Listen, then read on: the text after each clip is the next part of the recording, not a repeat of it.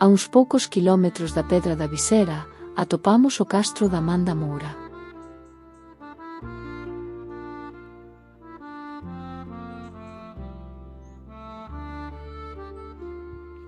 O castro da Man da Moura é un asentamento fortificado adscrito á cultura castrexa do noroeste peninsular, cunha cronoloxía probable entre a Idade do Ferro final e o comezo da romanización.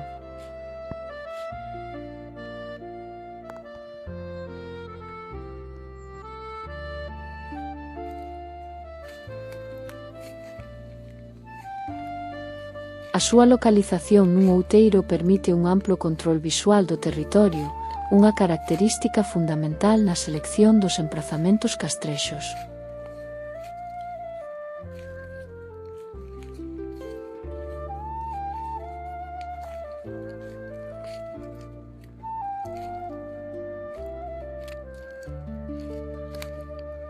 No terreo aínda se aprecian restos de terrapléns e murallas moi erosionadas, así como plataformas artificiais adaptadas ao relevo e moitos amontoamentos de pedras, posiblemente procedentes das edificacións arrasadas.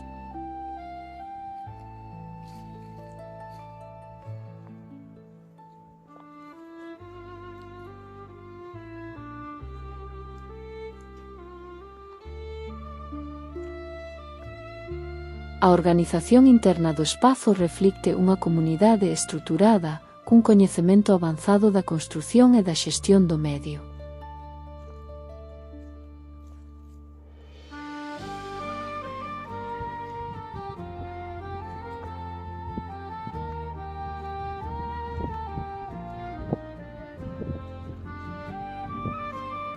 A pesares de estar inventariado no catálogo patrimonial, o xacemento non foi obxecto de escavacións arqueolóxicas sistemáticas publicadas, polo que moitos dos seus detalles permanecen aínda baixo terra.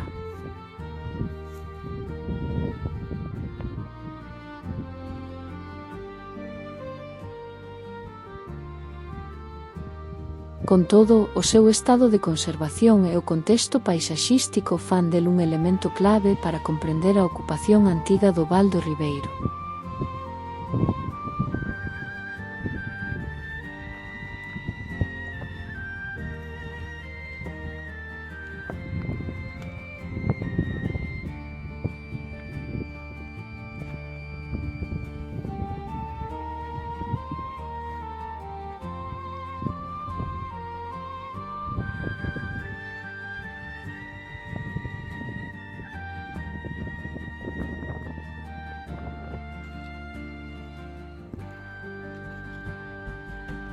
O nome Man da Moura conecta este lugar cun dos mitos máis antigos da tradición galega, o das Mouras.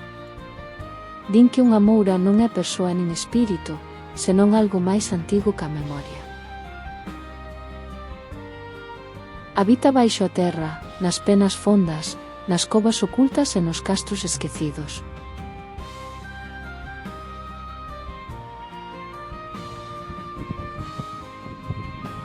Non vive no noso mundo, senón entre dous mundos, o que vemos e o que non nos deixan ver.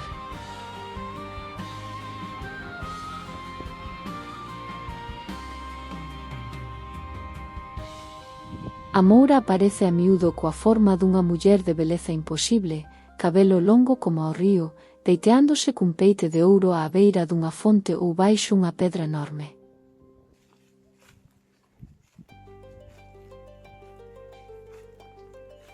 Outras veces convértese en serpe, en cobra alada ou en sombra que se move entre as raiceiras dos carballos.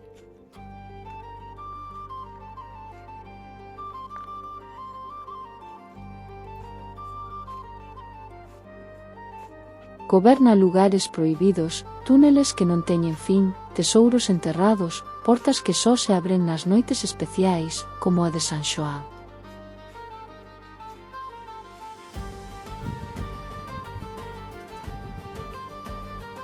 Si escoitas o seu chamado, podes atopar ouro ou perderte para sempre.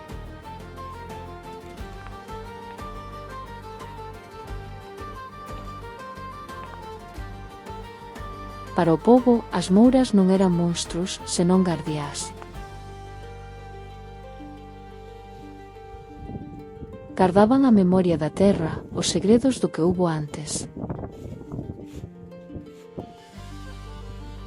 E por iso, nos castros, nos penedos e nos montes vellos, sempre se escoitaba a mesma advertencia: non molestes a moura. Porque quen esperta o que dorme baixo a pedra, xa non volve atrás.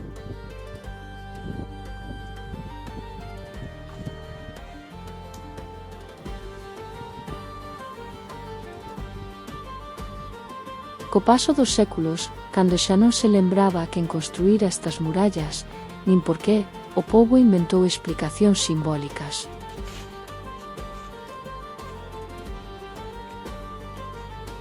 Así, o que fora un poboado da Idade do Ferro transformouse na memoria colectiva, nun lugar de mouras, encantos e sinais gravados na pedra.